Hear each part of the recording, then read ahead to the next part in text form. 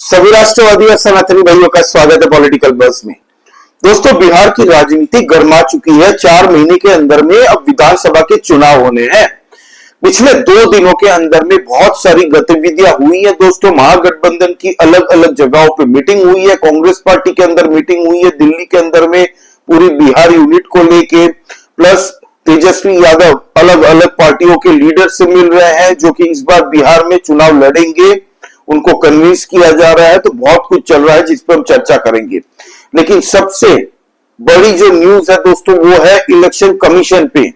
अभी इस वक्त पूरे बिहार के अंदर में आपको पता है कि वोटर रोल रिवीजन का अभी कार्यक्रम चल रहा है, जिसमें कहा जा रहा है कि पूरे बिहार के अंदर में 7 करोड़ 90 लाख मतदाता है।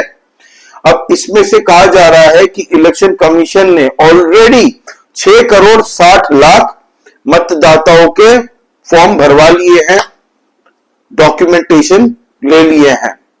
ऑलरेडी 88% काम हो चुका, जबकि अभी 11 दिन बचे हुए हैं। उन्होंने कहा था कि 25 जुलाई तक के टाइम के अंदर में हमें पूरा बिहार को कवर करना है। अभी तो 11 दिन पड़े हैं, 88% ऑलरेडी काम हो चुका है। तो यह संभव हो चुका है। इलेक्शन कमीशन ने इसके लिए 1.5 लाख BLA हायर किए थे दोस्तों, और 1 लाख के तकरीबन BLO, बूथ लेवल ऑफिसर और बूथ लेवल एजेंट्स, जिन्होंने घर घर जाके फॉर्म भरवाया और साथ ही साथ में एनरोल करवाया वोटरों को फिर से वोटर लिस्ट में। अब दोस्तों, सबसे चौंकाने वाली, जिसके बाद महागठबंधन की नींदें उड़ जाएंगी, 7 करोड़ 90 लाख ये पुरानी मतदाताओं की लिस्ट थी दोस्तों। अब इसमें से कहा जा रहा है कि 35 लाख से 70,000 वोटरों के नाम कटने तय हैं। कुछ भी हो जाए दोस्तों, आसमान फट जाए, जमीन फट जाए, नई वोटर लिस्ट में ऑलरेडी इनका नाम कटना तय है। किस कारण से, इस पर बात करते हैं दोस्तों। पूरे बिहार में अभी तक जितना सर्वे हुआ है उसमें पाया गया है कि 1.59%, मतलब तकरीबन आप पकड़ लीजिए कि 1.5% वोटर पाए गए हैं मृतक, जो मारे जा चुके हैं, बट उनका नाम वोटर लिस्ट में शामिल था। तो अभी जो सफाई अभियान चल रहा है ना वोटर लिस्ट का दोस्तों, उसमें पाया गया है कि 1.5% जितने लोग तो ऑलरेडी मृतक हो चुके हैं, भाई मर चुके हैं। जब ये BLO BLA घर घर जाके फॉर्म भरवा रहे हैं तब पता चल रहा है कि ये भाई साहब अब तब मरे थे, 2014 में मरे थे, कोई 2016 में मरा हुआ है, कोई 2011 में मर चुके हैं। तो अब उनका नाम हटाया जाएगा। फिर 2.2% लोग परमानेंटली बिहार से पलायन करके दूसरे राज्यों में बस चुके हैं, वहां के बासिंदे हो चुके हैं। 2.2%। मैं बिना जाने बिना पढ़े मैं गारंटी दे सकता हूं अधिकतर जंगल राज के दौर में शिफ्ट हुए होंगे। 2.2% लोग बिहार से परमानेंटली पलायन करके दूसरे जगह बस गए, दूसरे शहर के हो गए। फिर वो चाहे दिल्ली हो, गुजरात हो, कहीं भी हो, भाई इंडिया अपना ही है, हो सकता है, इसमें कोई दिक्कत नहीं है। तो उन लोगों का भी नाम काटा जाएगा। वो चले गए हैं लेकिन उनका नाम काटा नहीं गया मतदाताओं की सूची से।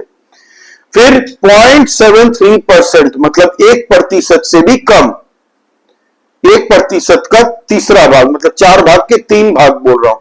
0.73% लोगों के पास में एक से अधिक वोटर कार्ड पाए गए हैं।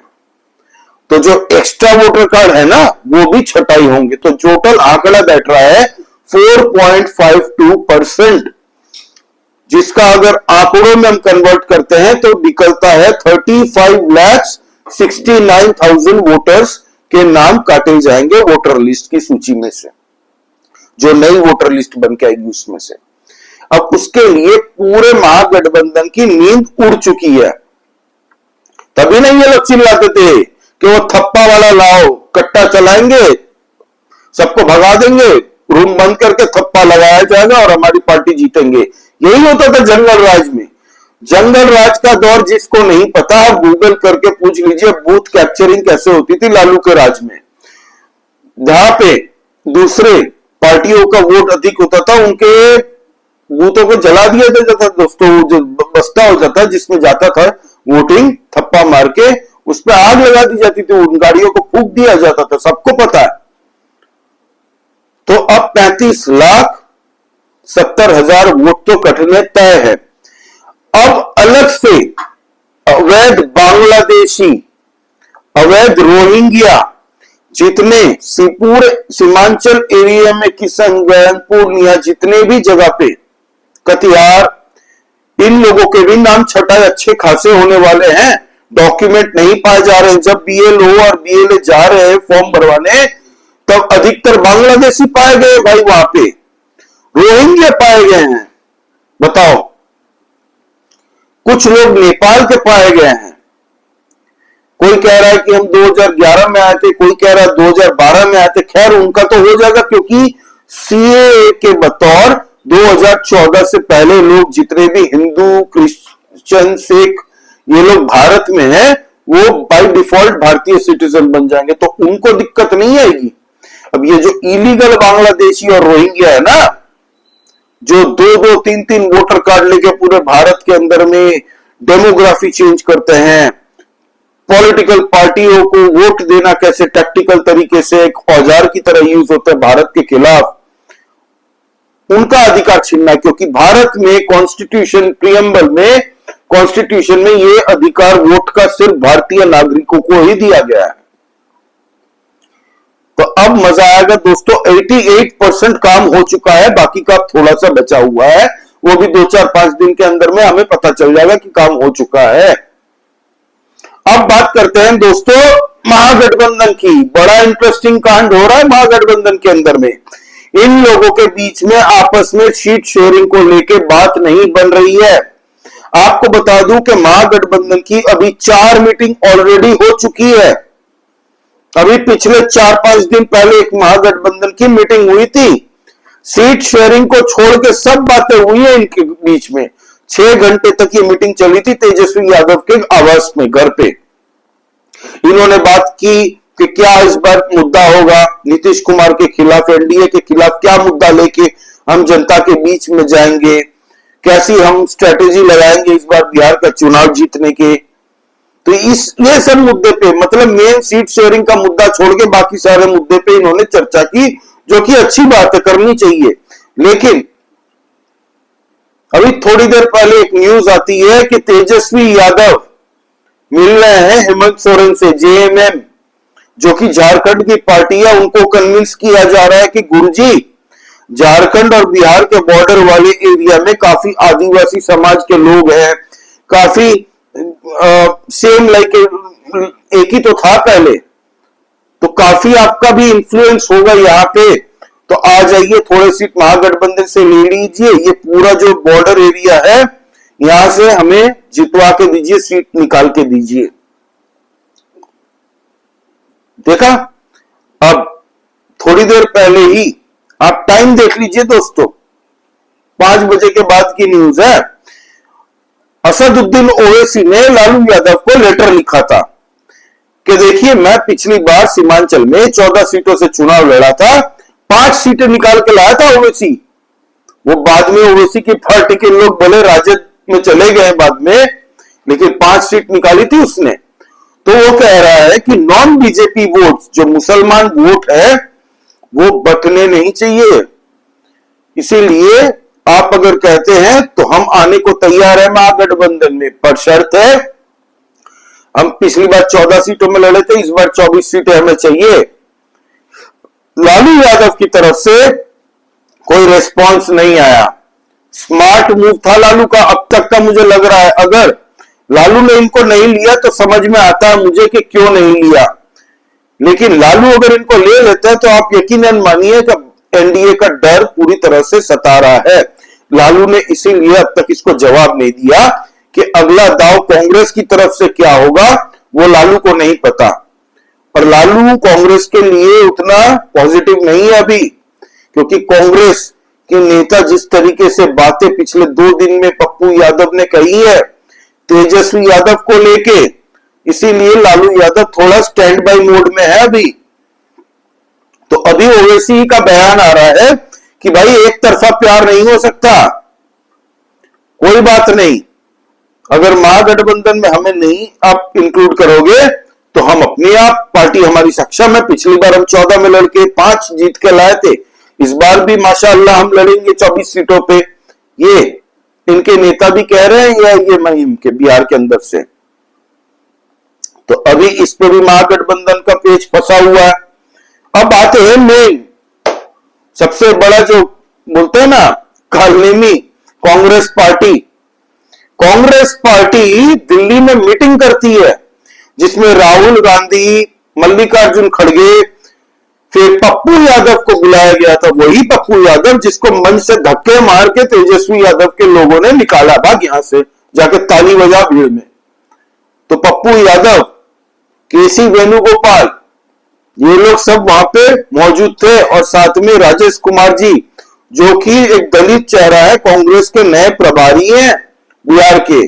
और इस बार कांग्रेस की स्ट्रेटेजी है बिहार के अंदर में कि मुसलमान और दलित वोटों को साधो। इसीलिए वो मांझी जी के घर भी गए थे, याद हो तो आपको, जिन्होंने पहाड़ काट के रास्ता बनाया था, दशरथ मांझी जी। लेकिन दशरथ मांझी जी ने जब पहाड़ काट रहे थे 20-22 साल तक उन्होंने पहाड़ काट के जो सड़क बनाई है, उस दौर में सरकार बिहार में कांग्रेस की हुआ करती थी ज्यादातर। ये कांग्रेस पार्टी भूल गई है शायद। तो दलितों का यहां पे बोलते हैं बिहार के अंदर में कि हम दलितों के साथ में हैं, दलित समाज आप हमें वोट दीजिए। वहीं पे कर्नाटका में इनकी सरकार है, दलितों का आरक्षण काट के 4% का मुसलमानों को दे दिया गया धर्म के नाम पे। जबकि बाबा भीमराव अंबेडकर जी ने कॉन्स्टिट्यूशन की किताब में सीधा लिखा है कि आरक्षण धर्म के आधार पर नहीं दिया जाएगा। तो अब दलित भाइयों का यह कर्तव्य है कि कांग्रेस के कार्यकर्ता जब भी वोट मांगने जाए पकड़ के पूछिए उनको कि हमारा आरक्षण तुम मुसलमानों को वहां पे खुश करने के लिए देते हो और यहां पे तुम दलितों के भजन गाते हो। बाबा भीमराव अंबेडकर को चुनाव हरवाया था चाचा नेहरू ने। बाबा भीमराव अंबेडकर जी की किताब में अगर लिखा हुआ है, कोई भी अगर दलित समाज से लोग अगर पढ़े तो उनको पता चल जाएगा बाबा भीमराव अंबेडकर जी कांग्रेस को इतनी नफरत करते थे और वो तो कहते थे कि दलित विरोधी पार्टी है कांग्रेस। आपको बता दूं तो मीटिंग हुई। अब मीटिंग में क्या चर्चा हुई जो मीडिया के बारे में मीडिया से पता चल रहा है कि ये लोग इस बार सोच रहे हैं कि हम 70 सीट में पिछली बार चुनाव लड़े थे और इस बार भी हम 70 से कम सीटों पर चुनाव तो लड़ेंगे नहीं। क्यों? पिछली बार लालू यादव ने क्या किया था, 70 सीटों दे दी थी कांग्रेस को और लालू ने अपने चॉइस से 70 सीटों पर चुनाव लड़वाया था। जहां लालू को लगा कि वो राजद जीत सकती है वहां पे राजद को लड़वाया। जहां लगता था कि राजद नहीं जीत सकती, जहां पे बीजेपी मजबूत है, जदयू मजबूत है, तो वहां पे कांग्रेस को लड़वाने भेज दिया था। ये आरोप है कांग्रेस पार्टी के कार्यकर्ता जो बिहार से है वो भी बता रहे हैं। अब कांग्रेस कह रही है कि हम 70 सीटों पर चुनाव लड़ेंगे, हमारी ये मांग है मिनिमम। प्लस जहां कांग्रेस बोलेगी वहां से कांग्रेस को टिकट देना पड़ेगा, जहां पे कांग्रेस का गढ़ है। टोटल 9% का वोट शेयर मिला था इनको पिछली बार दोस्तों, महागठबंधन के साथ अलायंस होने के बावजूद। अकेले चुनाव लड़ते तो 3-4% से ज्यादा नहीं मिलता, मुझे नहीं लग रहा, क्योंकि कांग्रेस है ही नहीं बिहार के अंदर में। लालू ने इसको कांग्रेस को पूरी तरह से लालू निगल के ही आया था सत्ता में। जंगल राज का दौर लालू का कांग्रेस को निगलने के बाद में ही हुआ था। फिर अब ये लालू के साथ बैठ नहीं रही ये बात कि तुम 70 के 70 अगर महागठबंधन की जीती हुई सीट पे लोगे तो राजद की आंगुल लॉलीपॉप चूसेगी।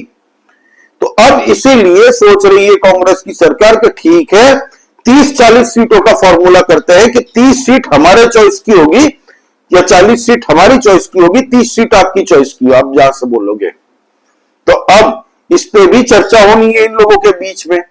और वहां पे लालू यादव कोशिश कर रहे हैं कि साला अगर कांग्रेस अलग से लड़ने की चुनाव धमकी दे रहा है तो भाई हमें तो अपना पुराना छोटा फॉर्मूला लेके ही चलना पड़ेगा, छोटी छोटी पार्टियों को जोड़ के, ताकि कांग्रेस अगर अलग भी हो जाए तो ज्यादा हमें फर्क ना पड़े।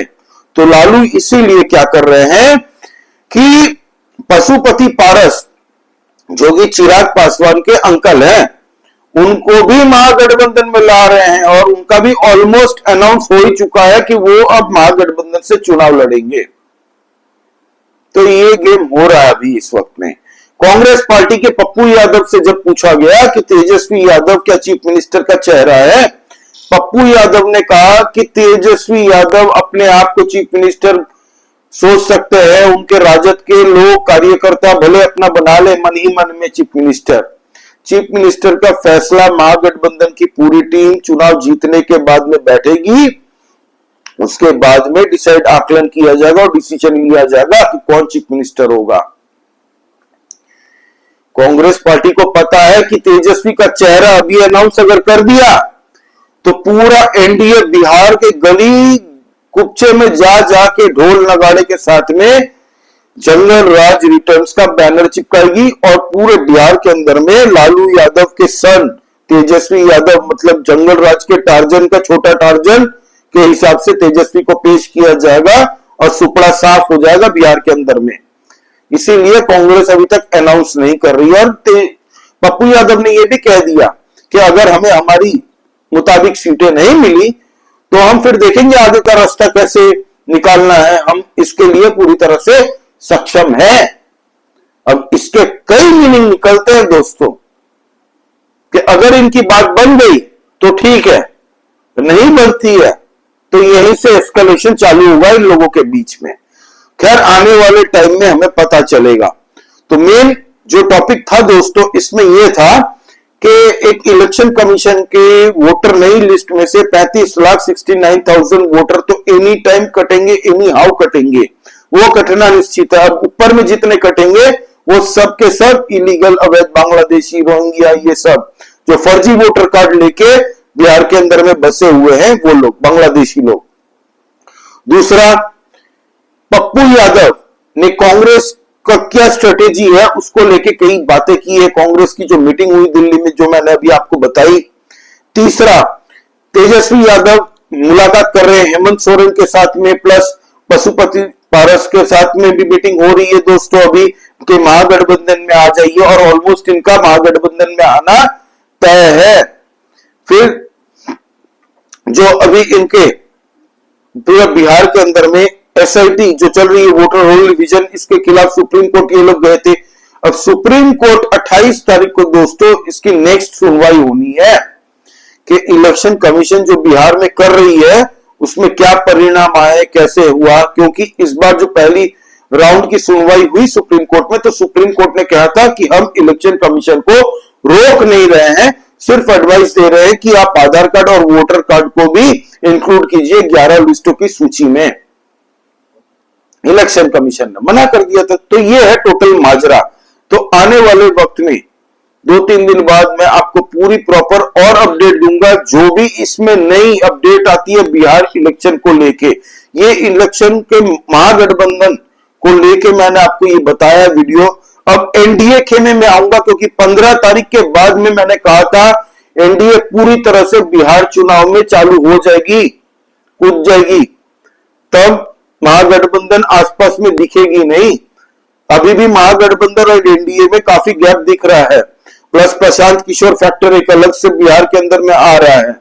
आम आदमी पार्टी भी आ रही है लेकिन आम आदमी पार्टी 1.5-2% भी वोट मुझे नहीं लगता मिलेगा। उतना भी मिल जाए तो भी इंपैक्ट पड़ेगा इनको। तो इस पे हम बाद में चर्चा करेंगे। लेकिन दोस्तों ये महागठबंधन के अंदर में बिहार में भी क्या चल रहा है ये आपको बताना बहुत ही आवश्यक था। आपका इस बारे में क्या कहना है प्लीज कमेंट करके बताइए दोस्तों। लाइक कीजिए इस वीडियो को और प्लीज सब्सक्राइब करिए इस चैनल को। जय श्री राम, सभी सनातनी और राष्ट्रवादी भाइयों को जय हिंद, वंदे मातरम।